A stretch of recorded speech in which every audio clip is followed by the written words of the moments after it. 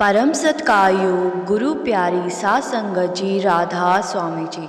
संगत जी, साखी शुरू करने से पहले आपसे विनती है जी, रूहानियत से जुड़े इस चैनल को सब्सक्राइब ज़रूर करें जी। इस चैनल का उद्देश्य लोगों को गुरु की महिमा के बारे में बताना है जी, और ज़्यादा से ज़्यादा लोगों को परमात्मा की भक्ति में भी लगाना है जी। चलिए साखी शुरू करते हैं। ये साखी उन लोगों के लिए खास महत्व रखती है जिन्होंने पूर्ण संत महात्मा से नामदान ले लिया है और उसके बाद वह मांस मछली का सेवन करते हैं या फिर अपने गुरु के हुक्म की उल्लंघना करते हैं, उनके बहाने में नहीं रहते। तो ऐसे लोगों का क्या हाल होता है, क्या दुर्दशा होती है, उसके बारे में पता चलेगा। ये साखी एक ऐसे ही सत्संगी परिवार से संबंधित है जिन्हें बाबा जी से नाम मिला हुआ था। उन्हें एक पूर्ण सद्गुरु की शरण उन्हें मिली हुई थी, लेकिन उसी परिवार के एक सदस्य ने नाम लेने के बाद मांस मछली और शराब का सेवन करना शुरू कर दिया, जिसके बाद उसकी क्या दुर्दशा हुई आज इस साखी में उसके बारे में पता चलेगा।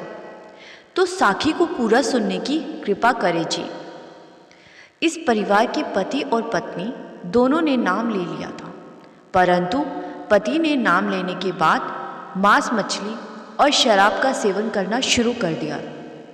इसके पीछे का कारण यह था कि उसकी संगत शराबियों की हो गई थी।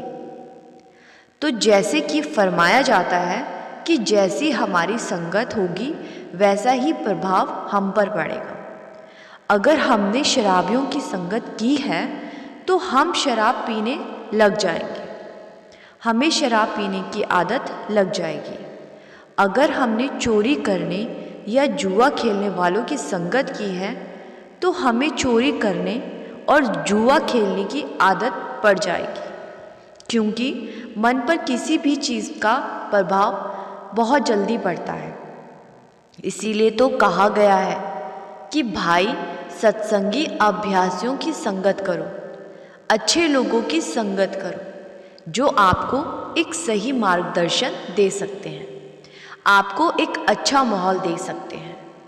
अक्सर फरमाया जाता है कि हमें अच्छा दिखना चाहिए, अच्छा ही सुनना चाहिए और अच्छे शब्द मुंह से निकालने चाहिए। मन के ऊपर किसी तरह का गलत प्रभाव नहीं पड़ने देना चाहिए, क्योंकि हमारा मन बहुत ही चंचल है। अगर हमारे मन के ऊपर तरह तरह के प्रभाव पड़े हुए हैं तो उससे हमारी भजन बंदगी में भी मुश्किलें आएंगी।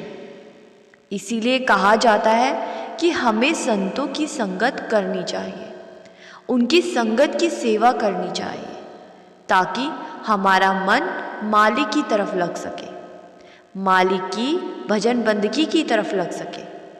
तो साध संगत जी, ऐसे ही उस परिवार में जो बीवी थी उनकी भजन बंदगी बहुत थी। वह तो जैसे बताया जाता था वैसे ही मालिक के हुक्म में रहकर मालिक की भजन बंदगी करती थी। और उन दोनों पति पत्नी को इकट्ठे नाम मिला हुआ था। कुछ समय तो पति ने भी भजन बंदगी की, लेकिन धीरे धीरे उसकी संगति गलत लोगों से होने के कारण उसने मांस और शराब का सेवन करना शुरू कर दिया, जिससे कि वह बीवी परेशान रहने लगी। क्योंकि साध संगत जी, अगर कोई जीव नाम लेने के बाद ऐसी चीज़ों का सेवन करना शुरू कर दे तो उसे इसका 2 गुना हिसाब देना पड़ता है। क्योंकि जैसे कि फरमाया जाता है कि एक तो जानवर होते हैं जिन्हें मालिक की कोई खबर नहीं, मालिक के नाम की कोई खबर नहीं, और वह ऐसी चीज़ों का सेवन करते हैं।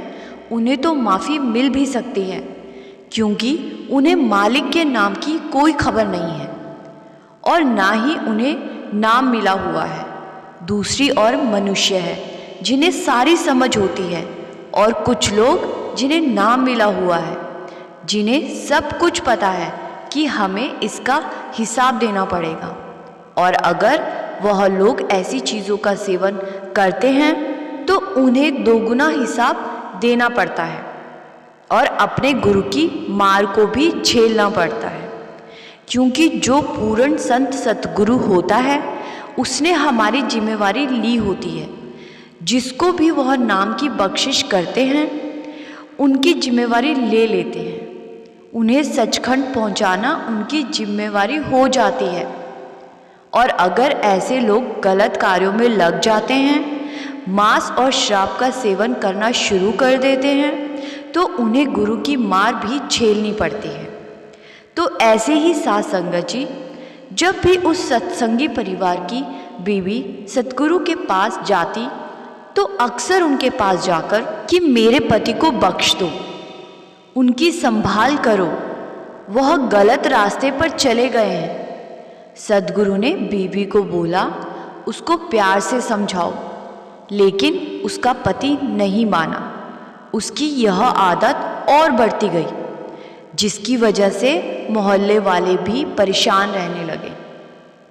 इसी बात को लेकर वह बीवी और भी परेशान हो गई और चिंता में पड़ गई कि लोग क्या कहेंगे। एक तरफ तो हमने एक पूर्ण संत सतगुरु की शरण ली हुई है और दूसरी तरफ मेरे पति ऐसे कार्य करते हैं, तो वह फिर अपने सतगुरु के पास जाकर उनसे अरदास करने लगी कि उनको एक सही मार्गदर्शन दें, उन्हें इस गलत रास्ते पर जाने से रोके।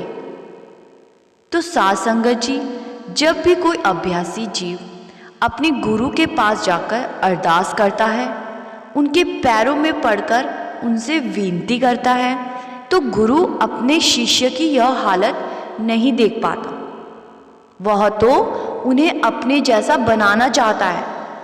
तो जब वह बीवी ने उनके चरणों में पड़कर उनसे विनती की, अरदास की, तो सद्गुरु ने उन्हें घर जाने को बोला कि तुम घर जाओ, मालिक सब ठीक कर देगा।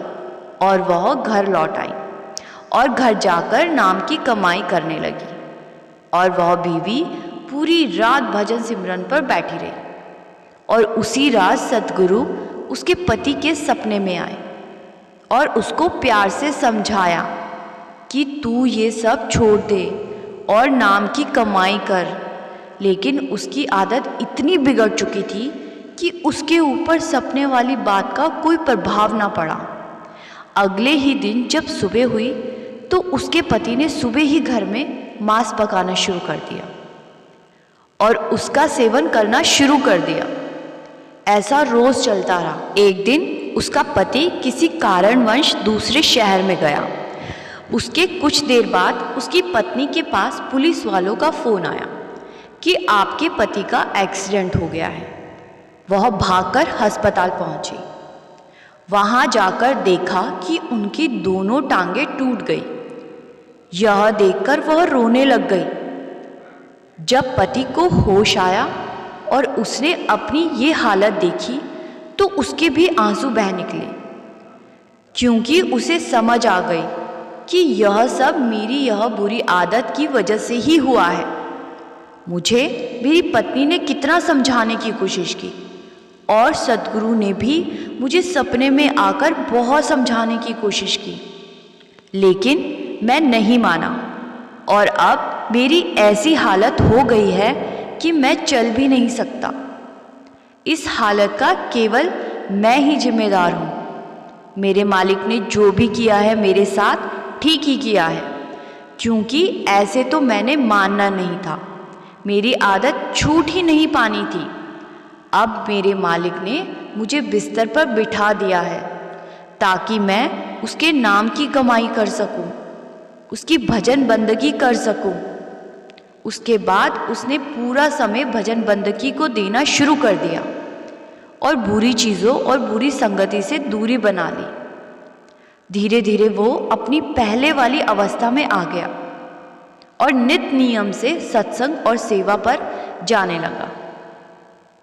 तो साध संगत जी, गुरु अगर नाम दे सकता है तो नाम की कमाई करवाना भी जानता है। इसीलिए चाहे नाम मिल गया हो या भले ही अभी नहीं भी मिला हो, हमें बुरी संगति और बुरी चीज़ों से दूरी ही बनाए रखनी चाहिए। गुरु प्यारी साध संगत जी, राधा स्वामी जी।